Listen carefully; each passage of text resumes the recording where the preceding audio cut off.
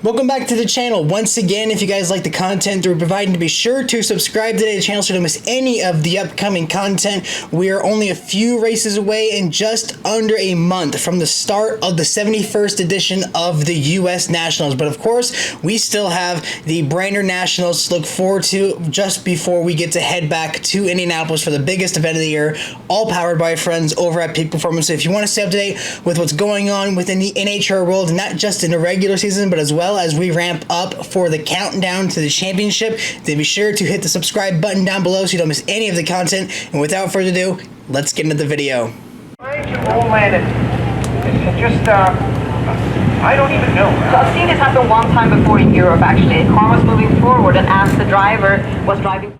The NHRA has wrapped up its final tour west of the Mississippi before the final few races of the season, as we just finished the Sonoma Nationals from the Sonoma Raceway on the drag strip, just located inside the infield, one of the long stays of the NHRA calendar. And once again, even with the shortened top fuel fields and with the shortened pro stock motorcycle fields, we still have a lot to talk about leaving this event, as we are now only 2 races away from the beginning of the countdown.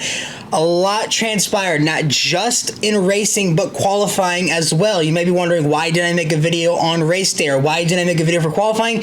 Because I am currently out covering the USAC Indiana Sprint Week, which, if you're not aware of what that is, it is a week-long, 2-week-long event where they cover 8 races in 10 days, 7 of which are championship points counting.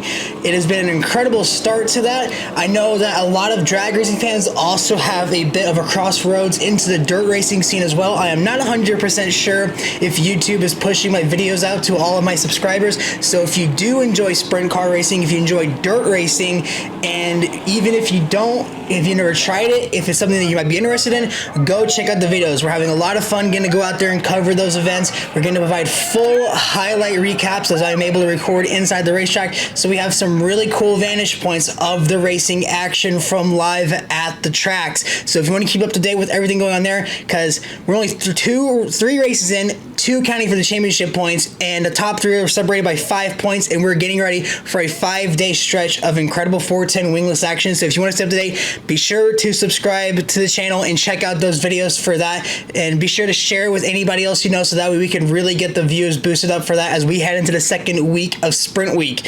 Now, focusing on this side of the racing world, looking in the qualifying, the big story, of course, is Brittany Force, 343 miles an hour, shattering the speed record that was already 341 or 342. It was just set back at Seattle and is shattered yet again. And the thing that a lot of people are talking about, and I will agree as well, the more impressive part about that run was a 304 mile an hour to the 8th mile, absolutely obliterating what Doug Collette, or even I think Brittany before, had that at. Absolutely incredible performance out of the Brittany Force camp. I know it's not resulting in the win lights. They're obviously finding a setup combination for those night sessions, and even in the hot heat of the day where they might not get the ET, but they are really finding that extra speed in the top end that get past the rev limiter that the NHRA has implemented on these cars, and it is working out amazingly for them, because even though the win lights are coming on, they're setting historic precedents for what they've been able to accomplish. Austin Prock also running 340 miles an hour during round 1 of elimination. So the John Force Racing Camp is guns blazing right now heading into the countdown. It's going to be very exciting for Brittany Force. She's looking forward to the start of the countdown because of the fact that the points reset is going to put her right back into the fight for the championship and gives her a clean slate. And with how good that car is running right now, it's going to be very hard to topple that team. For Austin Prock, probably not the same way. He has about, I believe, over at least a 1 race lead over 2nd place, which is his teammate Jack Beckman. So he doesn't want to see the points reset, but hey, that's how drag racing goes. Other stories as well. Buddy Hole, another massive explosion for him, which ended with him in a sand trap. A really close call with the safety safari. I didn't watch that live. I was immediately getting texts from people about that, though, with pictures of what had happened. And the only comment I have on it was a very rare mistake from the safety safari to have that close of a contact with a car. The fact, I'm not sure what happened. Just from what I could see, I'm assuming that they pulled out thinking the parachutes were out, but because it's at a bit of an uphill angle in the shutdown area, they're not going to be able to really see. I don't know how, with how big the parachutes are, but I'm assuming they didn't see that the parachutes weren't out, so he came flying right at him, barely got out of the way in time, and Buddy Hole ran it straight into the sand trap. Daniel Wilkerson as well, during the night qualifying session the night prior, another cataclysmic explosion, similar to the one we just saw back at Norwalk. Was very, very upset, not just about the explosion, but because of a ongoing deal within the funny car class, which is the tethers on these bodies. It's implemented to keep the bodies from flying 50 feet in the air and even ending up in the grandstands and hurting fans, but it's causing another issue for a lot of these drivers. Something I've heard Matt Hagan talk about. I think it's something I've heard Buddy talk about. Daniel went extensively about this. When these bodies explode, for whatever reason, the way they like to land is on right in front of the driver's viewing, right in front of their peripherals. So with the way that Daniel Wilkerson described it, he could not see anything. The body blocked his view entirely. He thought he was skidding towards the center line and was trying to avoid hitting the car in the other lane. So he instinctively turned it to the left without realizing the car was already veering left, and he ended up hitting the wall. That was the only way he realized where he was and was able to get the car stopped. This is something that me and a couple of friends have talked about, as well as other colleagues. The parachuting network in these cars that's causing these parachute failures to Buddy Hole, the tethers on these cars, something has to change. Someone's going to get seriously hurt. I don't like talking about this stuff. I know it's not what anybody wants to hear, but I'm in the agreement something needs to happen with these tethers. Let the bodies fly 50 feet in the air. I find a bigger issue with the fact that fans are that close to the racetrack, but that's just me. The tethers blocking drivers' views, and this has been an ongoing issue for years. It needs to stop. It needs to change. Something needs to happen. Either let the bodies fly 50 feet in the air or stop running funny cars. I don't know what needs to happen, but it needs to change, because you can't have this serious safety issue of cars having their views literally blocked while driving at 300 miles an hour on fire. Someone's going to get seriously hurt or worse. The parachuting issue has been an ongoing deal as well. Something needs to change with that as well, because something in these explosions is really triggering it. I know that after the John Force accident, a lot of the teams worked really hard on this, and it's something they're definitely going to be continuing to work on, because the last thing they want is more parachute failures like we have been seeing as of late. And looking into the rounds of eliminations, I might put the lighters on screen. I'm not going to make it, but I know that NHRA posted the ones that Fox uses on their social media pages. Looking into the first round, Sean Langdon qualified 10th, had 0 clean passes all throughout qualifying, had to face against Brittany Force around number 1, defeats Brittany Force from the number 10 seed to get a bye run in the second that led him straight into the semifinals, where he would face off against none other than reigning champion Antron Brown, who in round number 1 had to defeat Ida Zetterstrom, who had an impressive weekend for herself. A decent effort in qualifying, a decent run in round number 1, but a 373 loses to a 371. Ida goes out in round number 1. She's going to be heading into Brainerd, a track that she's excited to get to go back to, as the last time she was there was her debut race, where she made it all the way to the semifinals. So she's really excited to get to go back there, especially with this boosted performance. Andrew Brown will move on to the second round to face against none other than Justin Ashley, who had a bit of a story of his own. David Freiberger had a really good statistic where, heading into Sonoma, if I'm correct, he had only one round of racing where he was beat off the starting line. Clay Milliken would not be the one to do it. An 0.79 to an 0.35. Justin Ashley takes the win line round number 1. But in round number 2, a rematch of the Pomona round 1 of eliminations for the finals that cost Justin Ashley the championship. An 0.66 from Ashley would see him leave second to Antron Brown's 0.52. The only second time that's happened all season long. Antron Brown running a 3.74 to Ashley's 3.81. We see Antron move to the semis against Sean Langdon. Antron Brown continuing the momentum, defeating Sean Langdon to make it back to the final round for the first time in honestly a long time, to face off against none other than Doug Coletta, who defeated Ron August Jr. in round number 1, Josh Hart in round number 2, and had a bye run in the semis straight into the finals. And in the final round, Doug Coletta would take the win. An 0.85 reaction time with a 3.75 defeats Antron Brown's 0.58 reaction time to a 4.06. And surprisingly enough, I couldn't even believe the statistic. I had to go back and look. This is Doug Coletta's first win of the season, so a massive boost for him. Congratulations to Doug Coletta on the win there. And in funny car, in round 1 of eliminations, number 1 qualifier Matt Hagan would face off against number 16 Jeff Deal, and Matt Hagan would take the win. An 0.81 reaction time with a 3.88 with a 4 to boot would defeat Jeff Deal's 0.88 reaction time with an 8.44. Matt Hagan would move on to round number 2, defeat Bob Taskin, and move into the semis against Austin Prock, who had a bit of a struggle in qualifying. An uncharacteristic number 5 qualifying position, had a real struggle in the night qualifying session, just kept taking the tire off.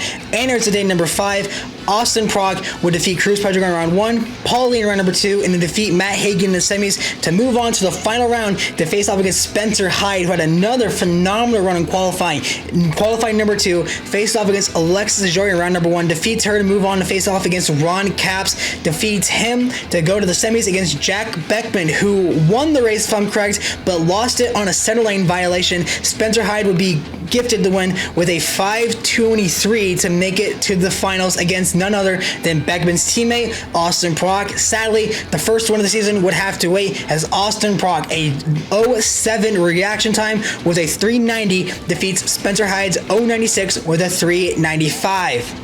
And in Pro Stock, the story of the weekend would be the fact that just like Seattle and seemingly every other track that we've gone to this season, it would be the track records being shattered from both Greg Anderson and Dallas Glenn. I believe that Cody Coughlin also broke the track record as well at one point, but again, it would end up between Greg Anderson and Dallas Glenn. Dallas Glenn, a phenomenal 6.46 with a 1 in round number 1 to defeat Kenny Delco to move on to round number 2 against Jag Coughlin. And he would have an 0.51 reaction time, leaving second to Jag Coughlin's 0.18, but you can't beat him when Jag Coughlin squares the tires and Dallas Glenn runs a 6.48 to make it to the semis against Aaron Stanfield. Sadly, just like Norwalk, Dallas Glenn, unable to make it fully down the racetrack, a 13.89 loses to Aaron Stanfield's 6.57, who had a phenomenal weekend all weekend long. Qualifying number 4 defeats Corey Reed in round number 1. Moving on against Cody Coughlin, who red lit and lost himself the race, and Aaron Stanfield move on to the semis, defeat Dallas Glenn, and go on to face none other in the final round than his father, Greg Stanfield. This has been a story heading all throughout the season about whether or not the Stanfields would have a father-son final round. It would finally happen. Greg Stanfield rose to the final. Would see him face off against Stephen Bell in round number 1. Qualified number 3, entering today, defeats him. Going against Matt Latino, defeats him. And then in the semifinals, Greg Anderson, just like Dallas Glenn, squares the tires early. Greg Stanfield runs into the finals to face off against his son. And in his return season, his first win, since I'm correct, since 2011, Greg Stanfield, an 0.3 reaction time, a 6.55 with a 2, defeats Aaron Stanfield's 0.16 with 6.56. And Greg Stanfield takes his first win of the season. A massive congratulations to that team.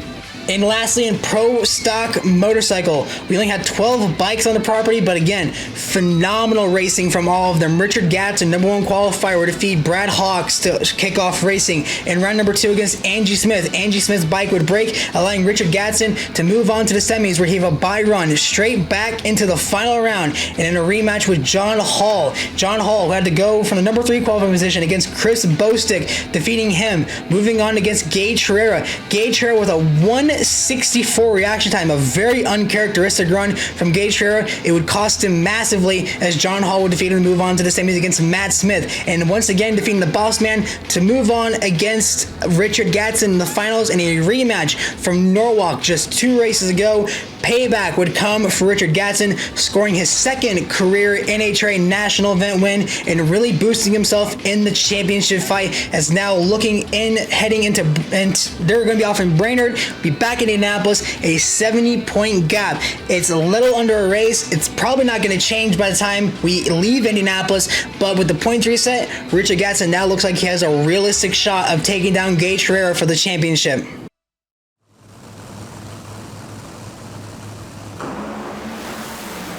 Out and gone. Antron's on the gas, but it's Doug Coletta for the first time in 2025. 375.2, 334 miles an hour. It was a matter of time. They made a final in Phoenix. They have been thwarted ever since, but they are back, and I don't know if that's good news for anybody else but them. Well, and Doug, as that Wally goes in your hands, you're going to become the 8th different Top Fuel driver to win this season. Why is the battle this year in this class just getting started? Yeah, no, it's exciting. Just really proud of my team here. Connie's in the crowd, and he's gives us everything we need. Mac Tools, Toyota. beating Antron, he is always tough, and it's been a while since we made it to the final, so I'm glad we managed to get this win. Just can't say enough about Alan and my whole team here. They do one hell of a job. All right, get to that stage, Doug. They leave the starting line, and Austin Brock is motoring down the racetrack. 390 at 333 miles an hour. Spencer Hyde runs 395 at 323. Brock was 70 on the tree. It was a wire-to-wire clobber job. And now with 5 wins on the season, Austin, you are absolutely dominating this regular season. Prior to you guys running, Spencer Hyde called you the best funny car driver in the world. What do you think of that? That's pretty amazing. Just for me to be able to live out my dream and drive a funny car, and then someone to give you a compliment like that is unbelievable. So proud to drive this race car for John Force Racing. HendrickCars.com, my teammate Kyle Larson, come close today, but we got it done for you, Mr. H.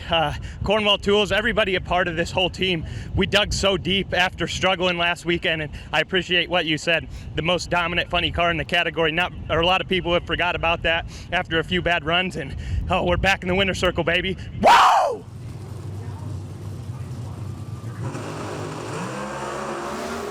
They both leave green. Aaron Stanfield, 16. His father was 30. Finish line stripe, give it to the old man. 6:55.2. Greg Stanfield at 211 miles an hour picks up his first Pro Stock victory in 14 years. Brian, I think Greg Stanfield is still up here taking in this moment. And right before you guys ran, we showed a photo of you and Aaron in the winner's circle back from the Fairplex when you won. Now you are holding your 6th career Wally in Pro Stock. Where will you keep this one? Oh, this is up there. Trying to hold emotions back, but that was special running Aaron, big time. Big thank you to Joe and David Janik, the Rod Shop, Gil and Rick Kurt, Pat Quinn, everybody at Elite Motorsports done a great job. That was breathtaking. And what did you ask me when you walked over for the interview? Who cut the better light? Which he did, so I'm going to have to buy lunch Monday. Enjoy, Greg. Thank you.